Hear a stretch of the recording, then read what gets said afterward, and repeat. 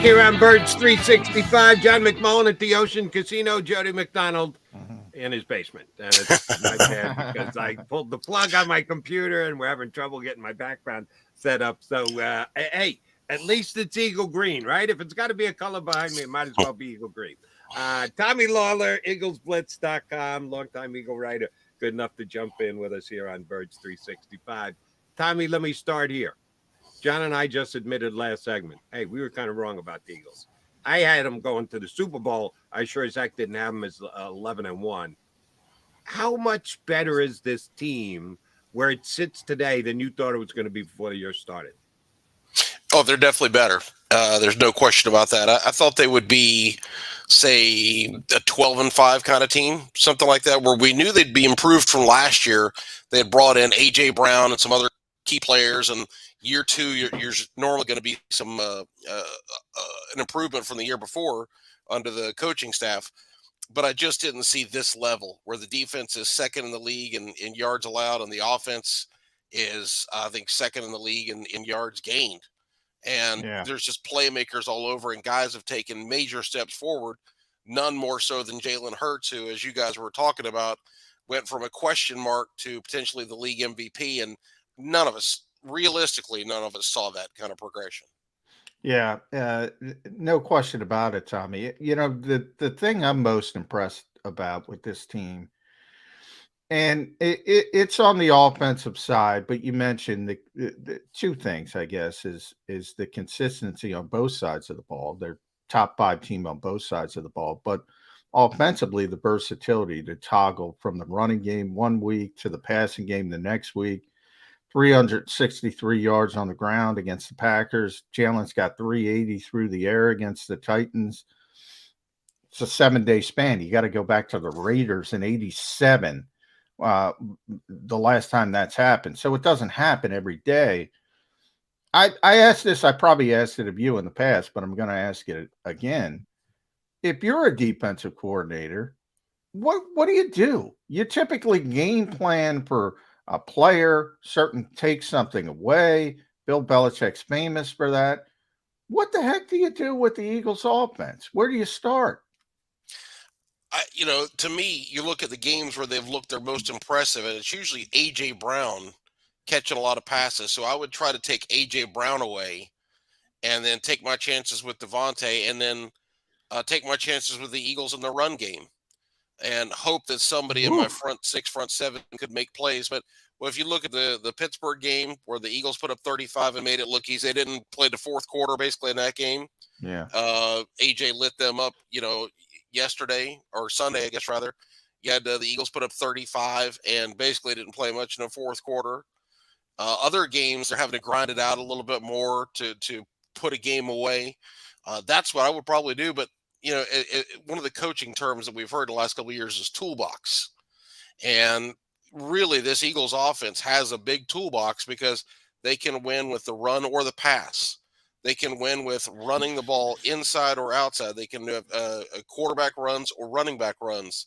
They can throw the ball to tight ends, to wide receivers, over the middle, outside, deep, short.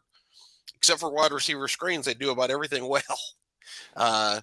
So really, it's the versatility is just incredible. And as a coach, you really do have to pick your poison. I guess if I was going to do anything, I would really go back and study that Colts game. It felt to me like the offense was more uncomfortable in that game than any other game.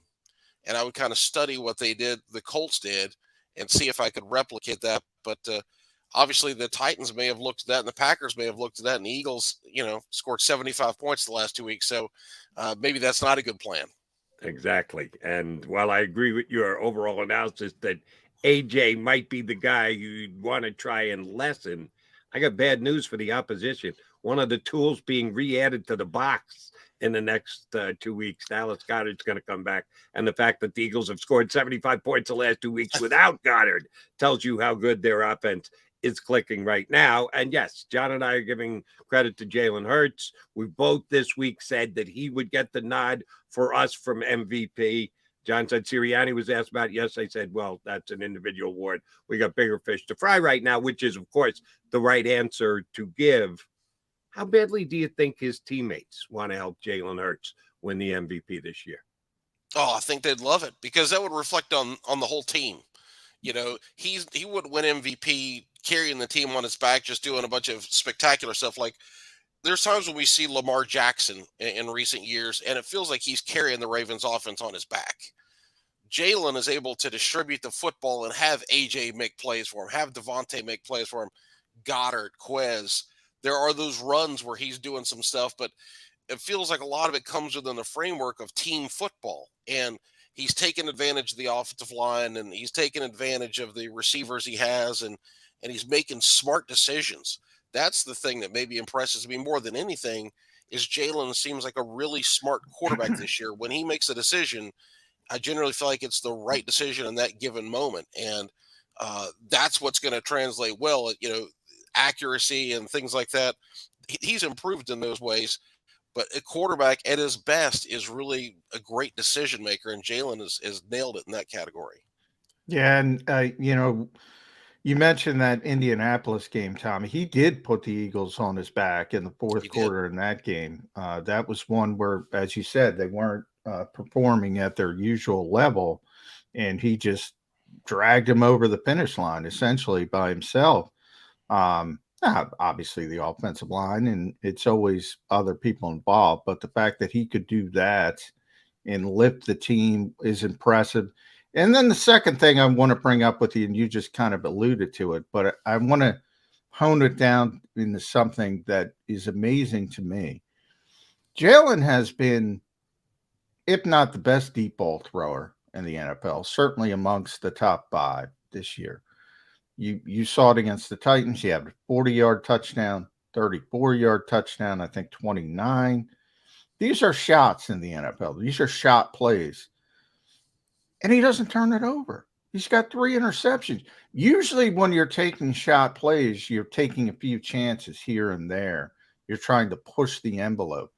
The fact that he's able to generate these explosive plays when you take and also take care of the football, that's Aaron Rodgers territory. That's what he did in the prime of his career. I don't want to overstate this, but jump from one year to another, I have a tough time coming up with a comparison. This leap. Yeah, it's tough because we go back to the guy that we all saw his whole career was Donovan McNabb. And Donovan played as a rookie in 99, and you saw flashes of talent, but you said, he's got a lot to work on. And then in 2000, Donovan came out, and he didn't have much in the way of weapons to work with. Deuce Staley got hurt, and they had Darnell Autry as the lead tailback. So Donovan literally carried that offense on his back. And he finished second in the MVP voting, but he just made plays and was creative and kind of crazy and doing whatever he could to win on the given day. And then you have to fast forward to 2002 to see a real substantial jump in his passing ability.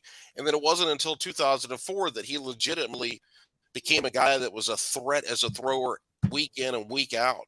So it took him years to make that progression. And with Jalen, we're sitting here this 3rd season, and he's got to that point where he's a true threat as a runner and as a receiver, as a runner and as a passer. And it's like we've taken Donovan McNabb's career and microwaved it and jumped ahead. And so, it's kind of crazy. It really is. And it's awesome and it's exciting. Now, the fair question is, can he sustain this? And that's the ultimate test of how good players really are.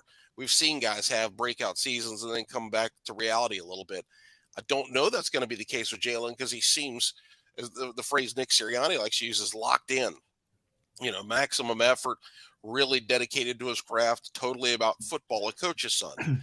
So if he can keep that mentality, and we see his physical ability, and we know how hard he's working with his film study and things of that nature, maybe this is something he can sustain for the next 5, 6, 8, 10 years, whatever. So it's going to be exciting to see. Tommy, we know that offense grabs attention, grabs headlines, but you need all aspects of the game to work if you want to make a deep, sustained playoff run. And damn if the Eagles didn't check all the boxes this week with special teams somehow jumping up and having a good week after having a pretty pitiful season up to this point. But I want to zero in on the defense. They're getting the job done on a week-in, week-out basis. Yeah, they might not be blitzing, which seems to be what the Philadelphia fan base always wants. If you get 6 sacks, does it matter how you get them? Isn't the overall number of sacks what most of the fans should be motivated by when they're analyzing the Eagle defense and their Well, they're only this year? second in sacks, Jody. So maybe they could be first if Jonathan Gannon was more aggressive. They're on pace to get right up in the neighborhood of 60. So that Yeah. would be in a pretty amazing Yeah, season. they weren't when you said, John, they're always second in sacks. They were nowhere near second in sacks last year. No, They're much they were improved second this to year last. compared to last year. No, I said this year. They were second to last in sacks last Right. year. They're second in sacks this year. I joke that, for the fan base, who complains about JG not being aggressive enough, they could be first. So technically they could be better. But this defense, Tommy, one of the problems I think, and I want to get your thoughts on it. Eagles fans compare it to different generations. They don't compare it to the context of the modern NFL. So they want Buddy Ryan, Jim Johnson, Bud Carson, whatever. You can't play defense like that today. No. So I think there's a lack of context, and they don't compare the Eagles to their peers in the league today. And as you mentioned, they're second in defense, second in sacks, first in turnovers, second in preventing explosive plays. These are all pretty good rankings compared to the other teams in the current NFL. Shouldn't people focus on that more? Absolutely. As fans, we love nostalgia. We love to look back and compare things, but it's not a fair argument. It's not apples to oranges. And one of the examples I love to give is you think about Buddy Ryan and his philosophies that worked in the 1980s and early 90s. He simply believed in real basic math. I'm going to bring more guys than you can block, and it's up to you to beat that. So if you have 7 blockers, they're going to have 8 rushers. If you have 6 blockers, they're going to have 7 rushers. It was strictly math. Well, if you think fast forward 20, 25 years to Rex Ryan when he was running the Jets defense, and Rex took that philosophy and said, I've got to adjust this for the modern game where teams are better for passing.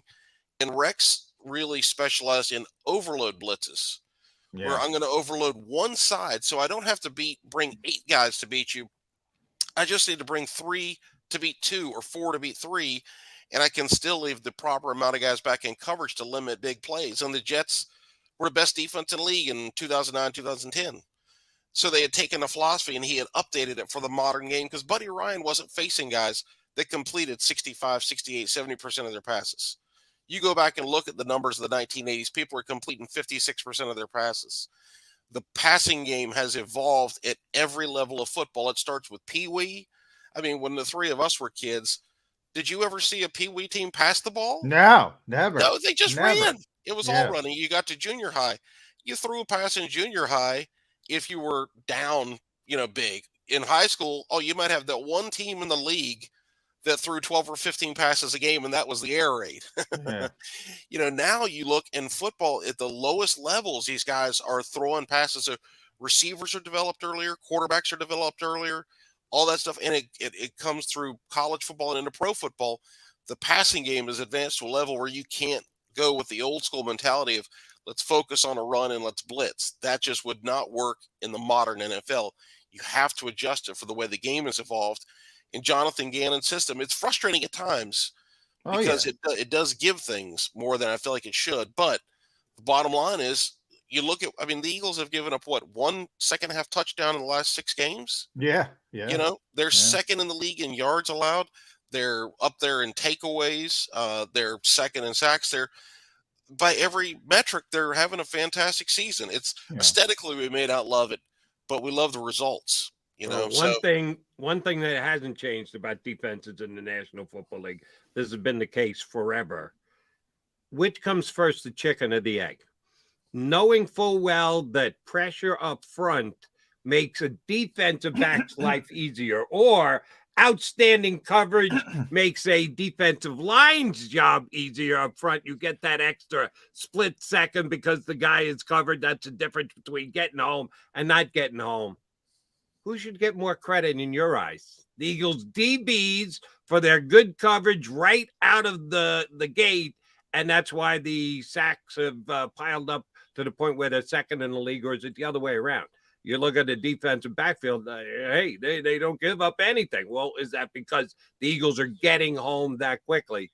Who's helping more in this situation? Eagles defensive line helping the DBs, or the Eagles DBs making it easier for the defensive line? I'm going to go with the DBs, and strictly because in the modern game, there's such an emphasis on release time. And we know that if you go back and watch Matt Ryan, he was trying to get the ball out in 2.4 seconds or something crazy like that. I don't care who you have rushing the passer. If you have Reggie White, Clyde Simmons, Jerome Brown, 2.4 seconds, they're just not going to get to the quarterback.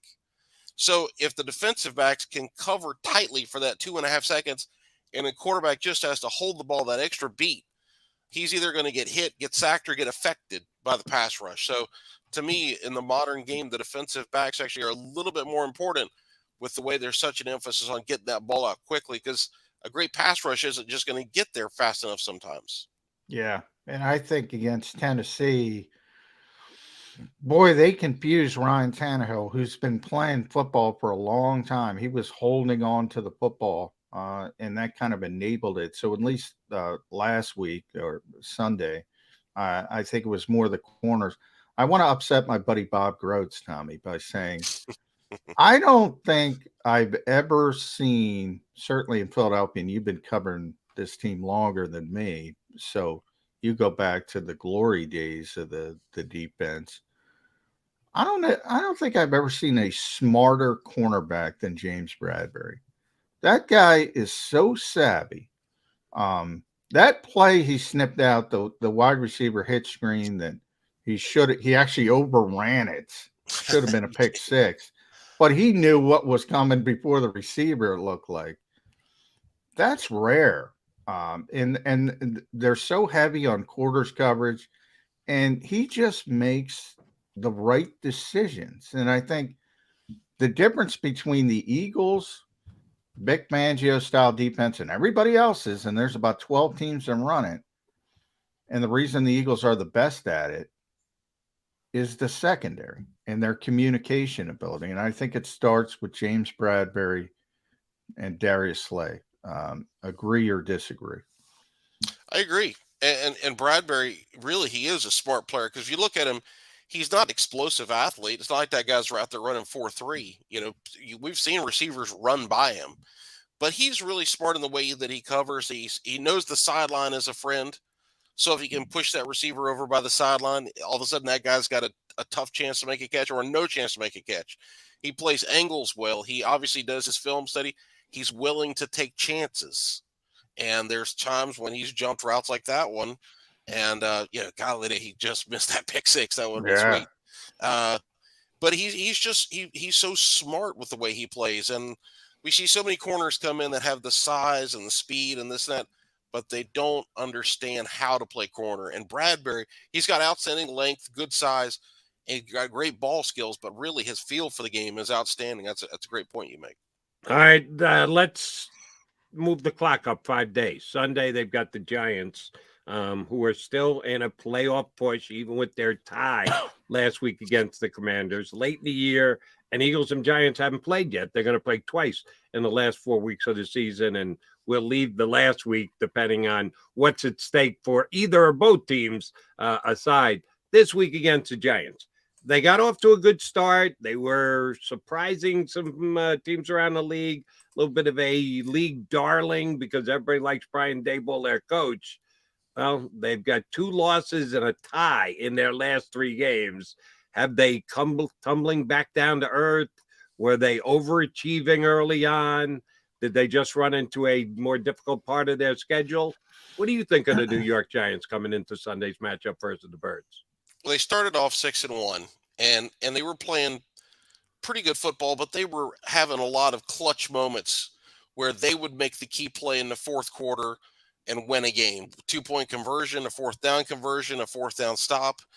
And it felt like their opponents every week would make a bad mistake that would help the Giants to win. And again, if you do that and you take advantage of it, that's good for you, but it's not sustainable. At some point, you've got to make plays earlier in the game and play good football and build some kind of lead. You can't count on making comebacks or winning one-score games every week. You just can't do it. It's not realistic. And that's what's happened to them, is that they've run up against some tougher teams, and all of a sudden now they're making a mistake or two that's cost them. And the run defense, they've given up 160 or more yards in 3 straight games. So teams are moving the ball on them. Saquon Barkley hasn't been quite as explosive in recent weeks. And, you're starting to see some issues that were there before. We focused on the wins and maybe not how they got them. Now we're starting to look at the overall picture. You can see the Giants are a scrappy, feisty team, but they're just not good. They're not a good team. So give them credit for doing what they can, but this is a game the Eagles absolutely should win. The Giants have given up 37 sacks this year. The Eagles D-line should be able to go in and get some pressure on Daniel Jones this week. Well, I would disagree with one thing, and Jody knows, I do not believe in the New York Giants. They are not, I would say they're not a talented team, Tommy, but they are a good team. And I think one of the reasons they are a good team, and Nick Sirianni talked about this, is Brian Daboll. They might be, this might be the 2 leading candidates, certainly 2 of the top 3 or 4 to be coach of the year in the NFL. And Nick was talking about it. They were together back in 2012 with the god-awful Kansas City Chiefs. Brian Daboll was the offensive coordinator.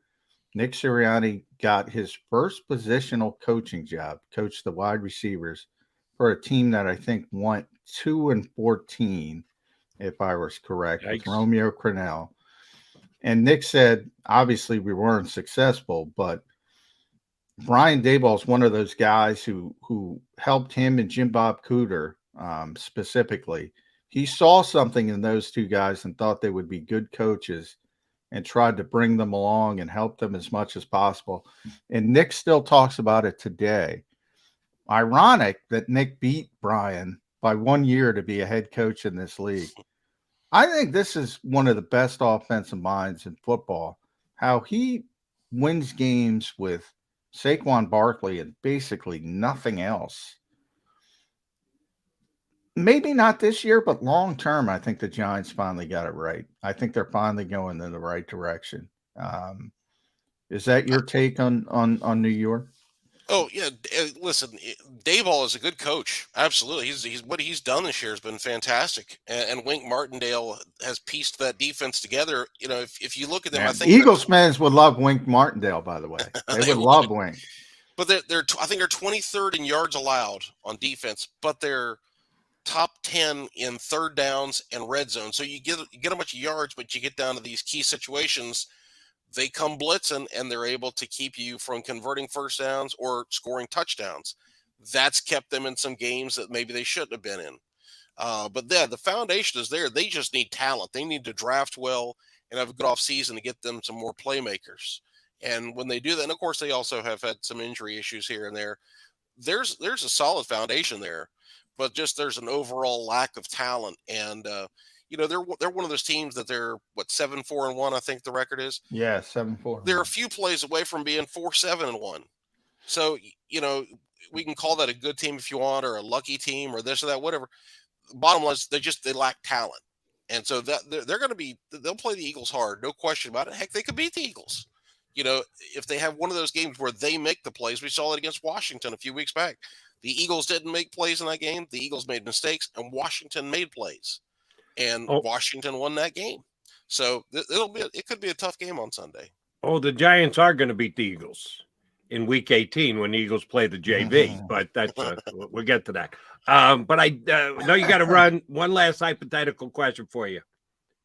We won't even touch the Cowboys because they've got that big game coming up on Christmas Eve against the Cowboys, and both teams are so good. I don't think the Eagles will have anything locked up by then. Cowboys won't either, so it'll be a great game because both teams will be playing. And we've run into that too much the last couple of years. One of the 2 teams not really caring about the outcome of the game between the Eagles and Cowboys, which kind of ticks every Eagle fan off. This one, they'll both play for keeps, so we won't even touch the Cowboys. Which team gives you a little more angst in a potential playoff matchup at Lincoln Financial Field this year? Vikings or a Brock Purdy-led San Francisco 49ers coming in January to Philadelphia? Brock Purdy. The Niners for sure.